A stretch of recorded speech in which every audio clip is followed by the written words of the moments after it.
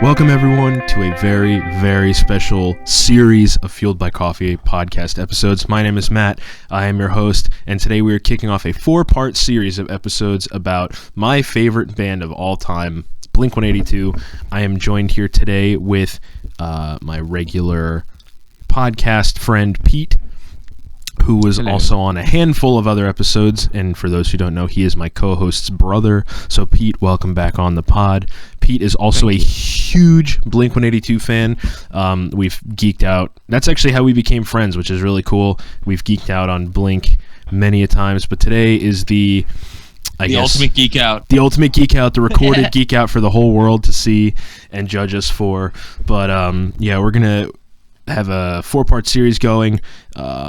But before we get into all of that, just want to tell everyone you can check us out. Check out the podcast on Instagram and Facebook at Fueled by Coffee Podcast. We got Linktree, we got merch, shirts, sweatshirts. Email newsletter starting up, so make sure to get in on all that fun. Give us a like, give us a follow. Really appreciate your support. I'm trying to make this my job because fuck normal work. And I think Blink would agree with that. But yeah, today certainly would. Today I am here with Pete, and so I guess just to give a rundown of this series, it's coffee and conversation about Blink. Today I am drinking just some plain old Wawa. Wawa, please sponsor me. We love you here in the Northeast. But episode 1 is going to be like more of a nostalgic episode. We're going to be talking about how we got into Blink, some of their influence on us, you know, fond memories, that type of thing. And then episodes 2 and 3 are going to be like a rundown of their history from their start point till now. And then the very last episode, we're hoping Sean will be joining us. We're going to be ranking Blink's albums in terms of like our favorites and least favorites. So that will be a controversial one, to say the least. But I don't think there's anything else I missed, Pete. Is there anything that you want to plug in here before we get going? I was going to announce the type of coffee that I drank while researching / preparing for this episode, but I can't remember the name of it. It's like the cheapest store brand kind. It's chock full of nuts or something. Oh, dude, that chock full of nuts is so good. Yeah, it's delicious. I had 3 cups today, so roaring and ready to go. And then also just, my high school self might be disappointed in how much that I once knew has escaped my memory, but right, crazily enough, as you get older, Blink-182 facts leave for other things. But yeah, hopefully it's enough is there still, and I'm really excited. Like I said, I was listening to all the albums just to get in the vibe, and made me really happy to just do that until a certain era. But for the most part, it made me very happy to do that. Yeah, I can't wait for everyone to find out how much I love Matt Skiba and how much I love Nine. That's on the way, trust me. But and that's funny because I think that's where this idea for these episodes started, was on the season 3 finale, which you can all check out on SoundCloud and YouTube. Pete and I got into almost like a Tom and Matt discussion, Tom DeLonge and Matt Skiba discussion, and we were just like, you know what, screw it, let's do a whole bunch of episodes about Blink. So and I think it's important to note that we're not going to harp too much on that because you know, it is circumstantial, like they had to do what they had to do, but it's just, it is what it is. Yeah. But I think I was pretty offended. No, I'm just kidding. I don't get offended. No, but when during that episode you said something about, oh, well, you're more of an Alkaline Trio fan, and I was like, bitch, really? You really think that?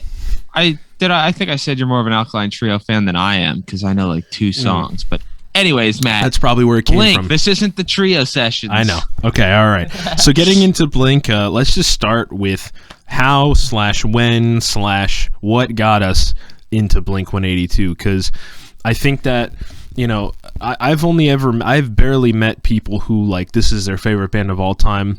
Besides you, like the first time we met, I remember I was wearing a Blink shirt at a show, and you were like, "Hey man, nice shirt," and then we just started geeking out over it. My girlfriend sounds like me anytime that I see a Blink-182 shirt. Yeah, but it was special for you, Matt. Yeah, I'll always remember it. I'll always cherish it. But no, but like my girlfriend too. It's wild because when I met her and we were talking about music, and I said Blink-182 is my favorite band of all time, she was like, no way, they're my favorite band of all time too. Like, what? And it's one of those wild things where when you meet someone, you have that connection. It's like, it's so special, especially because I think, like, I got into them in middle school. I'm 20, I just turned 24.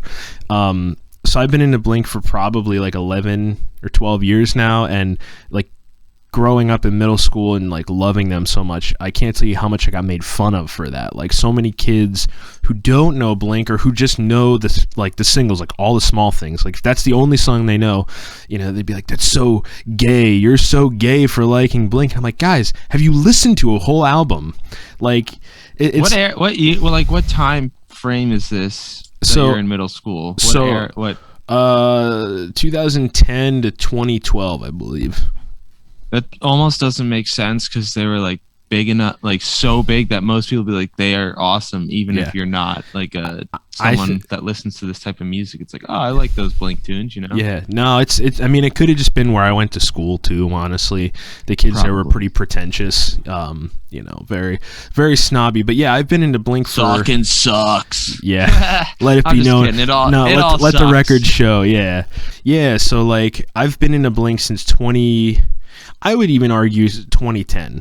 Okay, that's fair enough. So, how did you get into Blink? Because I have like a little story then, but I want you to get some talking time in. Yeah, so I think in my younger days, I might have stretched this a little bit, because I had that like imposter syndrome. So I was like, oh, I heard them when Enema of the State came out. It's like, when Enema of the State came out, I was 4 years old, so there's no way that I actively heard that and knew that I was listening to them. Right. I'm sure before I remember my first time listening to them, I heard their song somewhere, because how could you not? But I do distinctly remember when Feeling This was on Madden 04 with Michael Vick on the front cover as a Falcon, and it was called Action, I believe is what it was called. But that was the song that just... It caught my attention for sure. And then my brother and his friends were very into it when they were in middle school. So I was just a little before middle school. So I got like a taste of that. And then I really got into it in 6th or 7th grade, I think. Gotcha. It's when I went like from knowing the greatest hits and some others to like, oh, dude, I love that 7th track on Boot. Like, I used to be able to name all the songs in order on all the albums, but it was definitely like 7th grade or so that I really got into it. Right. Yeah, and it's cool because like my older sister, she's 10 years older than me, but like I grew up as a kid like with her blasting music in her bedroom, and like I would hear like Alkaline Trio, Blink-182, like, you know, Taking Back Sunday, all those bands, and I was kind of familiar with the territory. And like we had this old PC that had like Windows Media Player on it, and I remember in 6th grade I got this MP3 player for like Christmas or something, and it was one of those ones that's not compatible with iTunes, and it was one of those things where like I didn't know anything about music other than that, like, you know, I grew up listening to music within my family. So like I would just plug this thing in and just like go through the library she had amassed on Windows Media Player and like, oh, this album looks cool, and then like drag songs in, or like songs I knew from like Guitar Hero or something like that. And I remember she had the self-titled album. That was like the only Blink album we had on the computer. And I remember thinking, oh, this looks pretty cool. So I remember I dragged on just random songs, and those songs ended up being Stockholm Syndrome, Go, and Always. That's a great mix of songs. And so like on this MP3 player, like I had the Blue Album by Weezer. I had I can't remember all the music, but I remember like I had those 3 Blink songs on there. And the one day I remember just sitting in the car like with my family driving somewhere, and I had my headphones in, and those songs came on, and like I just remember thinking like something drew me to them. There was something to them, and that, you know, how old was I in 2010? Like, oh God, like 11, 12, somewhere around there. Like something just drew me to those songs, and I thought, wow, like this is really cool. Like they became favorites of mine. So what do you think drew you to them? What about them? So I will say like that MP3 player broke. Okay. So I kind of stopped listening to music at that point. Not like on purpose, just because I didn't have anything to listen to music on. But then once I was in 8th grade, so the summer going into 8th grade, my best friend bought a guitar with his Christmas money that he had saved up. And to that point, I had tried playing guitar twice. And like, I always gave up because it was so like, I don't know, I'm doing air quotes, structured, you know, like, oh, you got to practice at this time for this length of time. You have to practice this specific thing. And like, I would always get so turned off by that because it was such a grind. And then like, so my friend, you know, going into 8th grade, this is now summer of 2011, he bought this guitar, and I saw that he was just like learning songs on his phone. Like he got the Ultimate Guitar app, and I was like, dude, like you're not taking lessons. He's like, no, I just play whenever I want and I play whatever I want. And like that kind of drew me to it. It's like I dug out, you know, the old shitty nylon string acoustic I had in my closet, and I just started playing things by ear. And I remembered like my brother-in-law Sean saw how well I was doing with it because I was having fun with it, right? That was the important thing. So he bought me my first electric guitar, which at the time I was a huge Green Day fan. So like loved Billy Joe, wanted a Les Paul, right? So he bought me an Epiphone Les Paul, and you know, I would fucking just sit and like hammer on that thing. He gave me this little practice amp, and I would just like play, and I sucked. I still suck, but no. But it's crazy because like, so going into that 8th grade school year, then I was really having fun playing guitar. I had these honors classes where I would get all this homework, and I would spend hours a night doing homework. And so the only way that I got through those long sessions was I would go on YouTube and I would look up music videos of bands that I either had on that MP3 player or that I'd heard of, bands like My Chemical Romance, Weezer, Blink-182, you know. And I remember the one day, like, I'd go through all these My Chem songs, and then I'd go through the Weezer songs, and I was like, oh, there's that band Blink-182. And I remember one day I just looked them up, and the first song I listened to was Adam's song.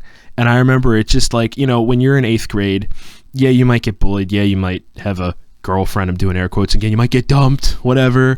But like, you don't know shit about life at that point. And it was weird because like I had gotten picked on a lot, and, you know, I'd have periods where I'd feel down. And it's just crazy because like listening to Adam's song, it like I felt something, and it was really weird. Like 13-year-old Matt listening to this song, and it like something struck me as really special about that song and about the band. And from that point on, every day when I would come home from school, I would do my homework and listen to every Blink-182 music video, and if I got to the end, I'd start them over.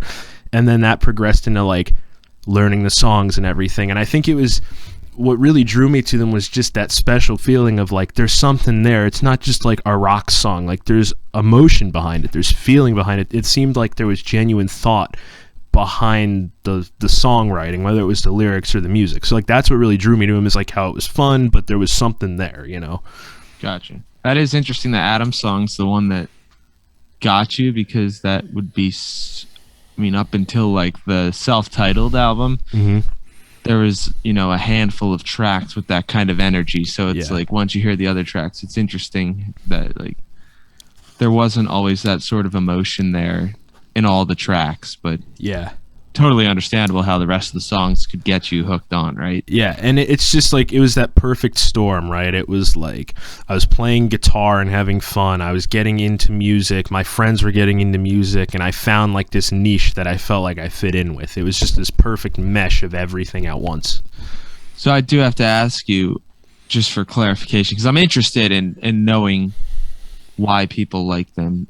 What about them? Like when you say you were drawn to them, even with that MP3 player, was it the music or was it the lyrics? Like what or was it everything? So I think it was a little bit of everything, because I think up until that point, I don't recall hearing music that had those types of lyrics, or at least like the themes. Like for your first song you hear being Stockholm Syndrome, you're like, it's got that like dark introspective energy to it. And like as a, you know, 11, 12-year-old, you know, to that point, all I had heard growing up was like classic rock or, you know, like pop music. So to hear something that's like, you know, getting to those themes, I think was definitely interesting. But then getting more into that age where I was like becoming obsessed with them, another big thing was all of the self-titled album recording videos. You know, all the ones that were shot by Cheetah, or the MTV album launch documentary. Love like it. Once I found all of those. I watch that once. You have to watch that at least once a year Hell if yeah. you're a Blink fan, dude. Otherwise, you're not a Blink fan, dude. Anytime I really want to write a song, or I'm like, I gotta get motivated to write some music, I watch that, and by the end of it, I'm like, all right, time to go record something, even if it sucks. But it's like. Yep. Watch when I found those videos and I saw that these guys were just as stupid and silly as me, and like seeing the bond that they had, like that drew me to them too. It was like the themes of the songs plus like how the music sounded, because I even remember too listening to Always for the first time and just loving how the guitars sounded and like everything that was going on in that song. So it was a combination of like, yes, the music, the themes, but then seeing how cool it was. Like, these guys aren't just like some big douchebag rock stars who are like, oh, my name's Mick Jagger, I'm in it for the money. It's like, no, these guys are they're just little douchebag assholes. These guys are like best friends, and they're just fucking around talking about poop and you know, farts, just like I was. So like that really drew me to them too, was like the friendship and like the kinship and the comedy of it all, you know. Sure. Yeah, no, it's interesting because like for me, really all the music that I listened to growing up, you know, I knew the lyrics. It's weird. I knew the lyrics, I could recite them, but I don't think I ever really paid attention to what they meant, and I was always more focused on the music. So I think for Blink, for me, it was just looking back now, it's like it definitely went the overall energy of the music. Like I love pop punk rock music in that genre with like loud guitars and loud drums and cool guitar parts. And I think it started out with an obsession over Travis Barker because I loved learning his drum parts and they were really interesting and they were fun to learn. Right. And then it was realizing, oh, like these guitar riffs are really iconic and like they stand out no matter how simple they are. You can sing along to the guitar riff almost as if it was a vocal melody, and then just like the melodic portion of the vocals, not so much the lyrics. So it's like it's weird that maybe subconsciously, you know, I related to the lyrics and stuff because they are just like relatable, but I think for me it was always, you know, just turn it on and take in the musical whatever is happening. It might not be technically sound, it might not be complex, but it is just pleasing to the ears. Right. And I think a big part of, I blame Blink for a large part of as to why I am such a hopeless romantic too. Like that started. I was gonna say such a shitty guitarist. Well, not that you. too. You're a great guitarist, man. No, but yeah, it's like one of those things where, you know, like being exposed to like those themes at such a young age, it almost does like, I don't know, I feel like it kind of matured me in a sense, because I was always like, oh, like love and girls, like it kind of got me into that zone of like, you know, being a hopeless romantic, and it, you know, it's crazy, you know. For sure. I think it's just like once you got into it, it was like there was no turning back. And I just remember downloading their entire discography off of like Pirate Bay or whatever torrent service I was using at that time. torrent. Pirate Bay was my go-to. But I just remember listening, and like the first time I heard the Mark, Tom, and Travis show and being like, holy oh my shit. God, what is this? And just like listening from Buddha all the way until the self-titled album or greatest hits at that point, when that was all that was out, when I was really getting into it. I just remember when it went from the select, 20 or 30 tracks that I had to all of it. And it went from, I really like this band, to I am going to dress as this band and make YouTube videos pretending to be them. Dude, I love that. That's a perfect segue into what I was going to go into then. 'Cause like once I was into them, 8th grade, which would have been 2011, 2012 now.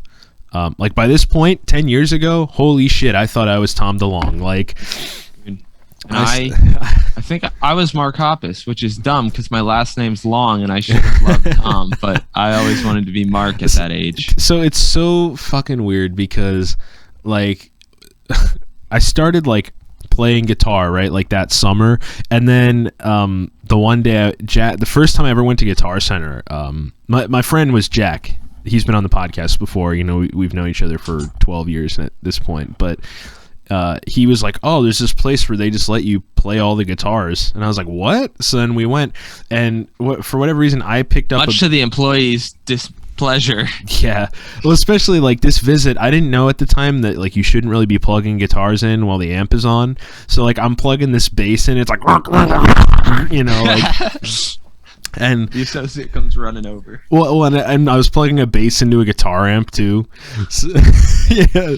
So like, I just remember, like we go on this run to Guitar Center, and like I start playing bass, and I'm like, whoa, this is really cool, you know. And at the time, Sean had already bought my guitar. See, Sean was going into the Army, and it was one of those things where like he wanted to give me this guitar as like it was going to be a Christmas gift, but he wasn't going to be home, so he was like, he had bought it, he was going to give it to me that summer. And then I come home and I'm like, you know what, I think I want to play bass. And he's like, you little fucker, no you don't, you want to play guitar. Like, you know. And I was like, I don't know, Mark Hoppus is really cool. And he's like, Tom DeLonge's always cooler. And it's so funny because like they were trying to like convince me like otherwise, but like, you know, I love playing, but it's just crazy because like once I was like into Blink, so coming back around, and I was playing guitar and I was learning like all their songs. I found at Hot Topic they had like this Blink-182. I think I still have it. It was a snapback, and it had like the smiley on the front, and then on the front, and then like it's like Blink-182 over like the snap part. And like I'd wear it like backwards and cocked to the side like Tom. I started doing the high socks and the, you know, I was wearing Vans by this point, so it was just like like I was trying too hard. But like that's, I don't know, I guess at you that can never age, try too hard, Matt. At that age, when it comes to Blink-182, dude, when I was in 10th grade, and really for most of my high school career, I think it was like 9th or 10th grade, I just did a bulk order of Blink shirts from their website. Like, they were doing a sale. I was like, let me pick up like 10 of these. And it was 90% of my wardrobe throughout high school. And you can, you know, fact check that with sources, and they'll be like, you know, 4 out of 5 days a week, Pete had a Blink shirt on probably. Yeah, I got to that point too. Sadly, mine have dwindled over the years, whether I handed them out to people and never from got good them back, use. You know, it's from good use. It's like you can only wear a shirt so much, and when you wear your 10 shirts over and over again, they become unwearable. Yeah, but yeah, it was, well, and the other thing too, like the whole replicating Tom thing, I would wear my guitar as low as it could go. And I remember like Sean being like, dude, why are you doing that? Like, you're gonna sound like shit if you do that. He, you know, because Sean playing guitar for as long as he had by that point, he was like, dude, just wear it like a normal person. I was like, no, this is how Tom does it, dude. Like, I thought it was cool. It's only punk if you wear it at your knees, man. Yeah. And now I'm like, holy shit, how did I do that? Because like now I got him like, Tom never plays past the D string. It's like he can't reach the bottom three other than like octaves. Yeah, and it's funny, like as I've gotten older, and like I remember Tiny Moving Parts was like the first band that I saw where he like Dylan in that band, he has his guitar like kind of up like where his nipples are because he's playing, and I remember he's insane. That's when I started thinking like maybe I shouldn't wear my guitar solo.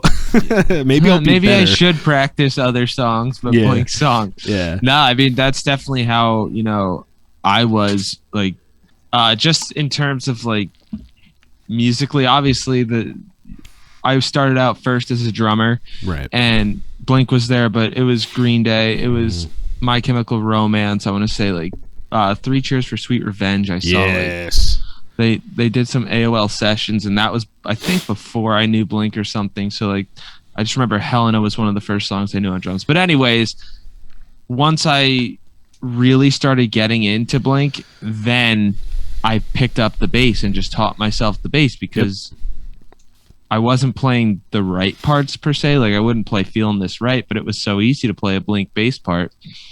Basically, not like I said, exactly. Like he is talented in how he plays it, but if you just play the root notes, it's pretty easy. And then I just started teaching myself guitar because similarly, the guitar parts were so easy to learn for the most part.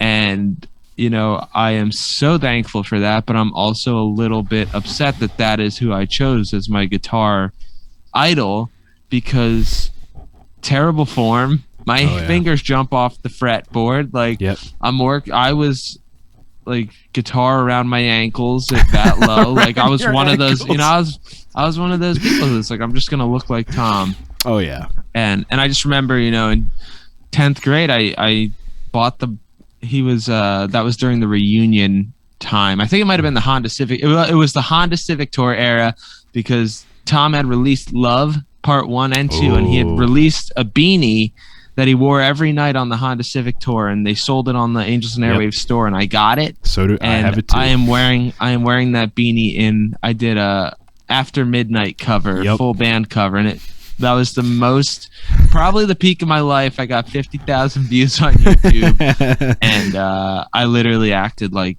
exactly how Tom acts, and tried to act like how Mark and Travis act. But I'm pretty good at the Tom stage presence. Like, what he used to do, at least in like 2010, he would do like intergalactic spins and shit all over stage, and the splits with the hyper extended knees. Yep. And with like one hand playing an open note and the other hand doing the horns. And then every time he would just like end a song and he'd be like, "Soy!" And it was just like, what are you doing? But I love it. Yeah. No, it's funny when I remember I found that video, and I think you and I had talked about doing like a parody like that where we both dress as Tom or something. Yeah. I don't know. It's just wild. Yeah, that Neighborhoods times, like, that's when I really got into them. Like, I remember that was the first fresh release that any of us would have heard, really. It's that was none of us are sitting here like, I was waiting for Self-Titled to be released. And it's like, no, you weren't. You weren't waiting for Self-Titled to be released in 2003 as a 7-year-old. You were not. Yeah. Maybe you were, but if you were, you're cooler than I was. But that was like the big, like, I want new Blink. Mm-hmm. And I loved it, and some people didn't, but that's for another day. Yeah. But it's just, like, I remember Up All Night was out when I got into Blink, and then I remember a couple weeks later, because Sean, the reason why for those who don't know, Sean is my brother-in-law. He grew up like through Blink, like he heard Enema of the State when it came out, so like he's gonna be on hopefully. But I remember him being like, "Oh yeah, Blink-182 put a new album out," and he let me put it on my computer at the time that I had for school, and it was also kind of a pivotal point in my life too, like. Blink came into my life at a really good time because like Sean was someone I grew up with. Like my sister started dating him when I was 5, right? And then to pretty much like they broke up for a short period and then they got back together. But to have him there as like my best friend and like, someone to lean on for so long. And then it was like he left for the military and he went into basic training at this age where like I'm coming into my own. I'm talking to girls. I'm maturing. It's like normally where I would have had him to lean on, I started leaning on Blink because their music just like hit me that way. And it was like that kind of helped me to shape who I would become in my teen years, right? And it's really cool because I remember listening to Neighborhoods the night he left, and I was like, it just kind of hit different. Like I'll always remember that, like that. Neighborhoods, like again, another connection of like, damn, Blink got me through something, Yeah, man. I think for me, Neighborhoods, it's the same way. It's like whenever I hear anything before Neighborhoods, it's Blink, and like I'll have little memories of moments of those songs in like middle school, like Mark, Tom, and Travis. I'll always remember middle school, but like Neighborhoods was that first release where I can be like, I hear songs and I'm just at moments when that was released or the year that was released. It's like I just remember being in specific places when I hear Neighborhoods. Yeah, and it's crazy, like Mark, Tom, and Travis show, every time you mention it, I keep thinking about like, that was one of the ones I got on the torrent when I downloaded like the Blink discography torrent. Yeah. I don't know if the one you got is the same one I got, but the one I got had all these little like bootleg recordings on it too. Like, full shows of like the Take Off Your Pants and Jacket tour, some shitty like pocket recorder. There's this I don't think there's this one performance of Please Take Me Home, which was like my favorite song at one point by them, and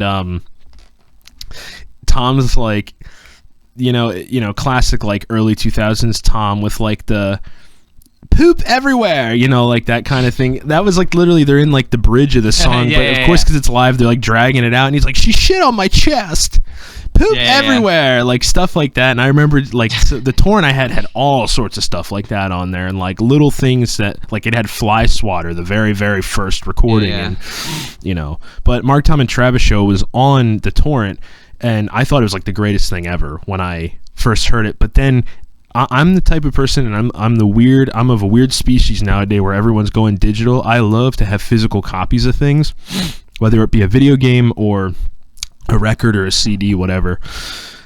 I remember I went into this period in like 8th and 9th grade where I would go to, this is when FYE was still like all music at the mall, right? So when I'd go on these like monthly or bi-weekly mall trips with my friend, I would always be looking for the Mark, Tom, and Travis show because it was out of print.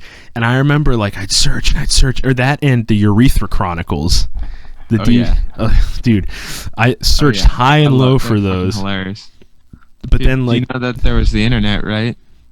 Is that cheating if you buy it on the internet? Yeah. Does that count as a digital purchase? Yeah, I don't know. I don't know why I didn't. Well, maybe Amazon wasn't as big at the time. That's probably what it was. And like I didn't have a debit card, so I was just like, oh, I only have my $20 allowance money for doing chores, you know. So like, let's go to the mall and blow it all. But yeah, I remember the one time I finally found Mark, Tom, and Travis show like on CD, and immediate scoop, like gotta. And it was like, yeah, so like that's something that I will always keep with me because I'm like, I have this hard copy. I found it in the wild, like, you know, it's a special thing. That's funny actually, because I'm not like I need the hard copy, but for Blink I needed the hard copy, so I went out and I found all the CDs between like malls, and I did purchase online, and I got both the Urethra Chronicles and the Greatest Hits DVD, and then I got like the I Won't Be Home for Christmas single cut where it's like I Won't Be Home for Christmas and like 2 other tracks, and I got the Feelin' This single cut where it's like Feelin' This Violence, and then 2 from when they did that live performance in Chicago. I don't know if you have seen that. So they had like Anthem Part 2.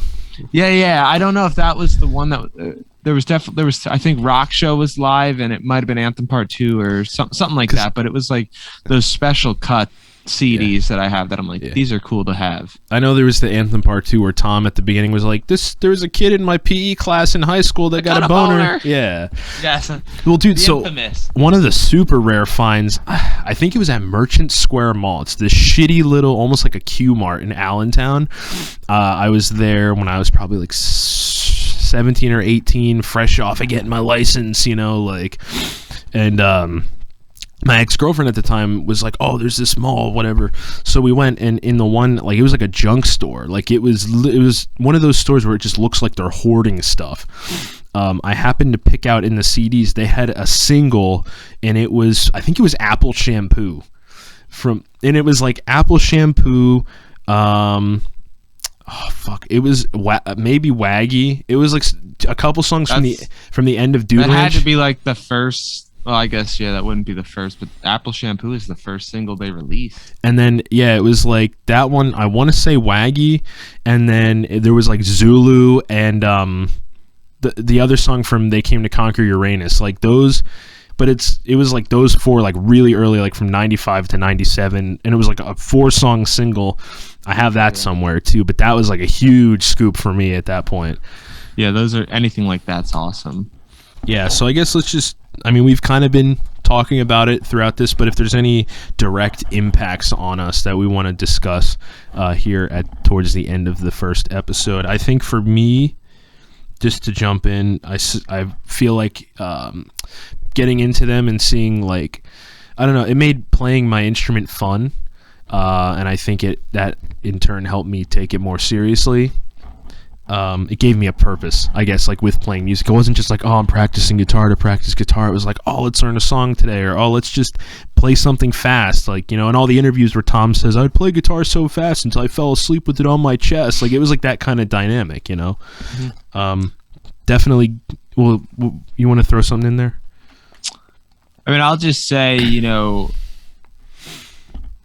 they made me the musician I am, and I love that because first off, drums, like Travis Barker was the person that I went to, so like just making interesting drum parts, whether it's a replica of what he did or not, it's just like thinking outside the box of just you know, that standard beat. And then guitar wise, it's like nowadays I'm kind of bummed that I kind of mentioned this before, I'm kind of bummed that I picked Tom as my idol because I have so many bad habits and never really you know. And I think part of that, the problem is now I like more of a noodly, like open sound versus the single string riffs, but he's the king of single string riffs. So it's like you got your pros and cons there. And then I think just the appreciation for a really good melody and a catchy chorus, because I think that's what their verses are catchy, for God's sakes, but they were really good at writing a catchy chorus. And I will forever take that, like whether a song's going to be heavier or lighter, whatever it is, it's like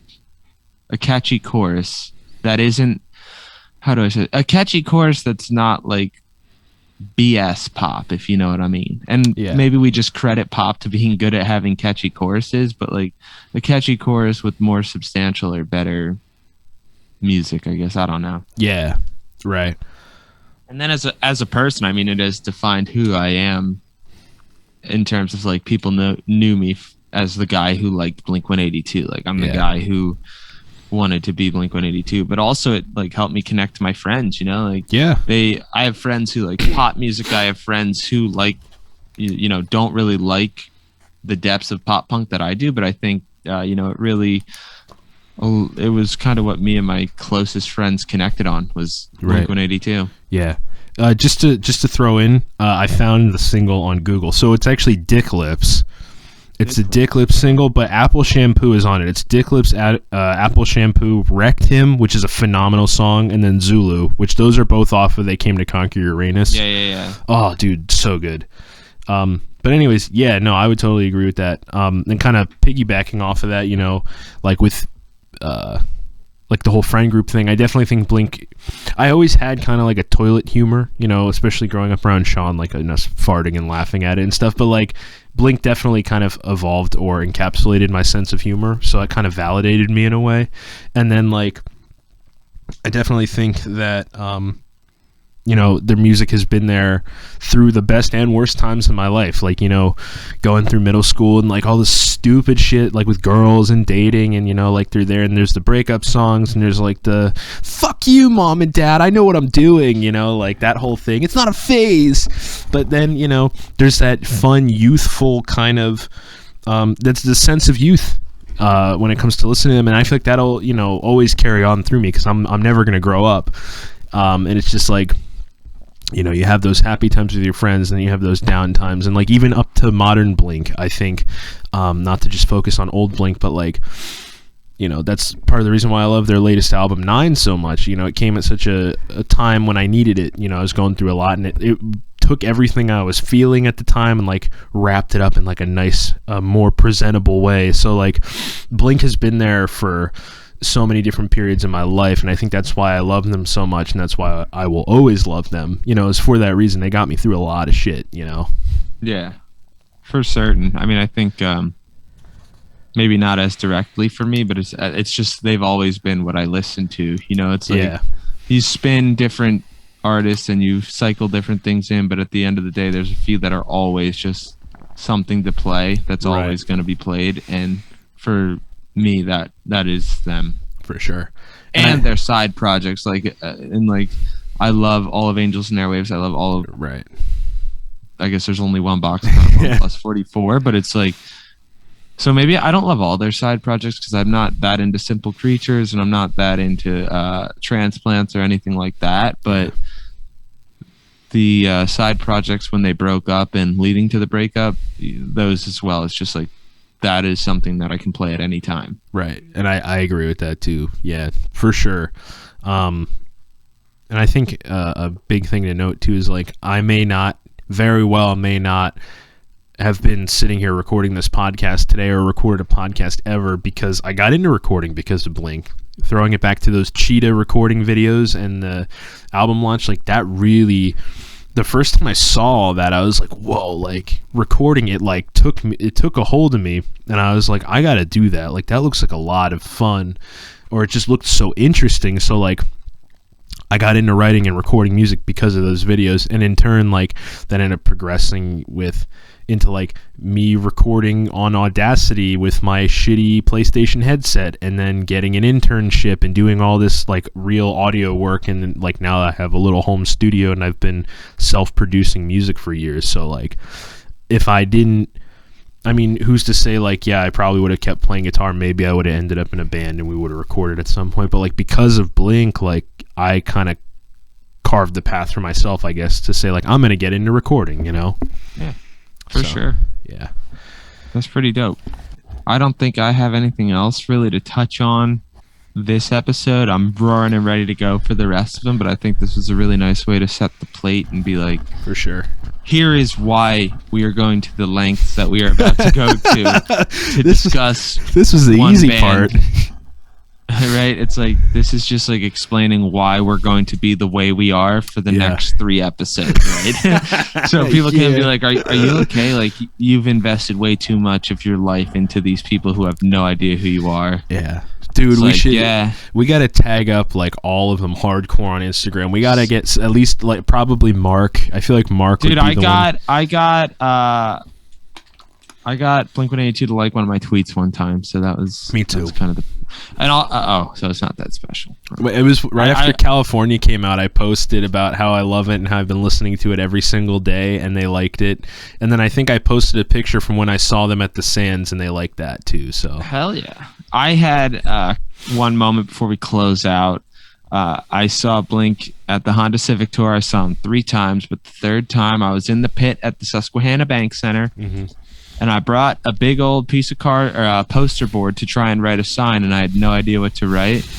So my cousin's like, yo, what if you just drew a giant penis and put the Blink logo on the balls and write 182 inches? So I do that, and I hold it up after What's My Age Again, and they took the sign on stage, and they had like a 20-second discussion making fun of it, and they showed it to each other, and that was definitely the peak of my life. That's amazing. Really. That's amazing. It was like a great time, like 10th grade. I made a video that people liked, and my penis sign got on stage. It's like, that was the glory days, man. That's awesome. But yeah, I forgot to mention that. That's dope. That's a great way to wrap it up. So hopefully, if you're still listening, you enjoyed this. Hopefully you're ready to go on an adventure with us. The next 2 episodes are going to be like the history of Blink from start to now. And then not only that, if you're not into that type of thing, I would highly encourage you to listen if you're not familiar with them, because you may end up thinking it's cool. But if not, you can skip to episode 4, where we're going to be ranking the albums, and that is going to be I don't want to say a shit fest, but it's going to be an interesting discussion for certain. But if you like what you heard, please give us a follow here on SoundCloud. You can also check us out on Facebook and Instagram at Fueled by Coffee Podcast. Pete is going to be on again for the rest of these episodes. So, Pete, we will see you on the next one. Check back in 2 weeks for part 2, and then 2 weeks after that for part 3. And if you don't like Blink-182, fuck off. Just kidding. You can do whatever you want, but you probably won't want to listen to these episodes.